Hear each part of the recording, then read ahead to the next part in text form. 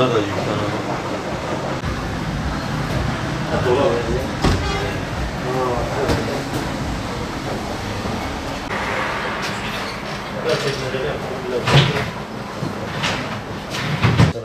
Abi A enerji 9 kilo. Abi şimdi mesela A enerji bu da var 8 kilo 2,5 kilo. Bu da aynısı.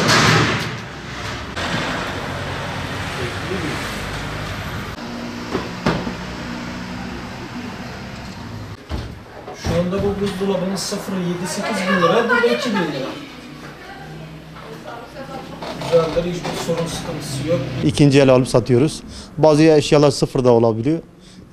Madde durumu olmayan insanlar geliyor mesela buradan eşyasını alıyor. Durumları olmadığı için sıfır alamıyor. Koltuklar şu anda bir koltuk almaya kalksan 20 bin liradan aşağısı değil. 17, 18. Bizde geldiği zaman 2 bin, 3 bin, 5 bin liraya kadar da çıkıyor.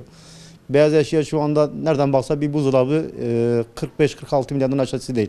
Bazıları 20 bin lira. Bizde geldiği almaya kalktığı zaman 2 bin liraya, 3 bin liraya kadar da 4-5 bin liraya kadar da bulabilirsin. Yani insanın durumu olmayan insanlar geliyor bizden alıyor. Evlenen insanlar da geliyor alıyor. Şu anda kriz olduğu için kimse pek fazla sıfır alamıyor. Hep ikinci ellere dönüyor. Ya Allah'a binlerce şükürler olsun. Şu anda işlerimiz biraz daha iyi. Biraz da artık işler biraz daha fazla yükseldi yani.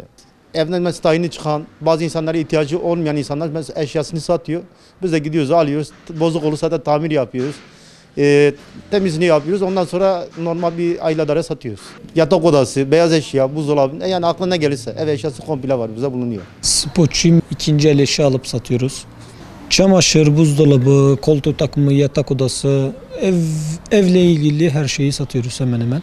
Bazen tahini çıkanlar oluyor, ikinci el eşyalarını satıyor ya da sıfır alanlar oluyor, ikinci el eşyalarını satıyorlar öyle. Fakirler alıyor genellikle, %90'ı fakir alıyor. Ya da yardım edenler oluyor, muhtaç olanlar oluyor. Parası olanlar gelip bizden alıp onlara veriyor.